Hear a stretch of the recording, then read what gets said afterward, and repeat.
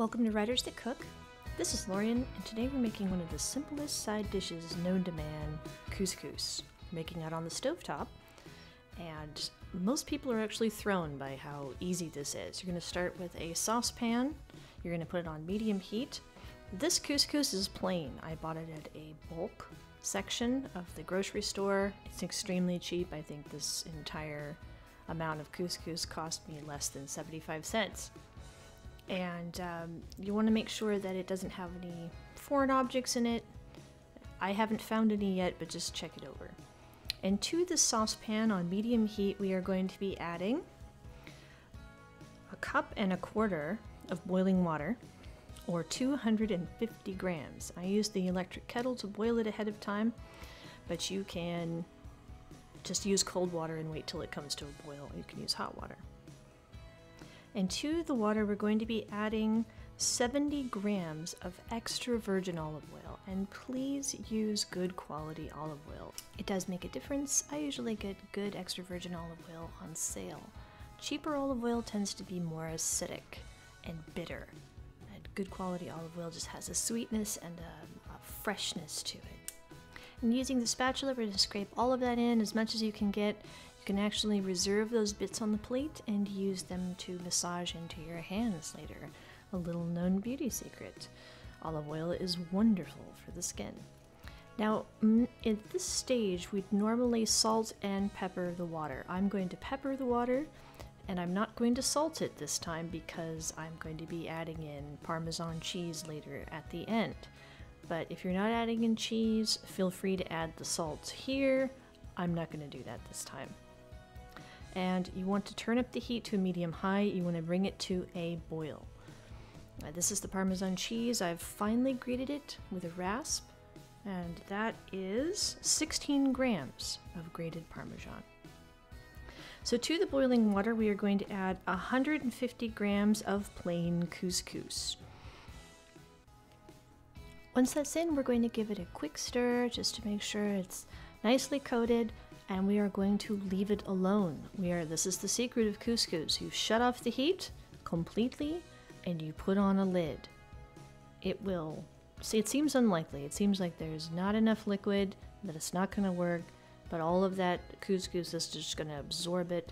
I'm actually gonna take it off the heat here and put it aside on a cutting board and then bring it back once it's cooled. So this is about 15 minutes later. And we're going to lift the lid off and you'll see the rush of steam come out. It's beautifully absorbed all the liquid.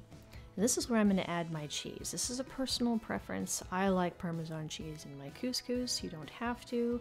You could add your salt here if you wish. Again, that is 16 grams of Parmesan cheese. I'm also going to add in 3 grams of chopped flat leaf parsley. To me, it elevates it. It gives it a little bit of freshness and lightness. But all you need to do is toss this with a fork. I'm just very gently scraping it, just kind of fluffing it, if you will, with the fork at the same time, kind of incorporating that rather stubborn Parmesan cheese. It will come together, and you don't want to stir so much as you want to fluff with the fork. And you can just pop the lid back on. It will keep hot for several more minutes, but this is a culinary equivalent of a party trick. It's really fun and entertaining to bring everybody to the table and open this lid and reveal this beautiful, fluffy, steaming couscous and talk about how easy it was to prepare it. I do want to give this a really quick taste for salt. This is one of those personal preference things. I like mine to have just the right amount of salt and flavor. This is still so much less salt than is included in the packets of couscous that you find at the store. So making it this way is just better for your salt intake and your oil intake. Using the olive oil here is a much healthier fat than using butter or canola oil or vegetable oils. And this plates up beautifully well. I like to use a colorful bowl, and I also like to keep the lid on as long as possible before I serve. But this goes with almost any kind of meat or chicken. It's beautifully seasoned. The producer absolutely likes it. We're ready to plate. And this is a nice little cheap blue bowl that I found on the internet somewhere. It's just fluffy, it's light, it's perfectly absorbed all the liquid.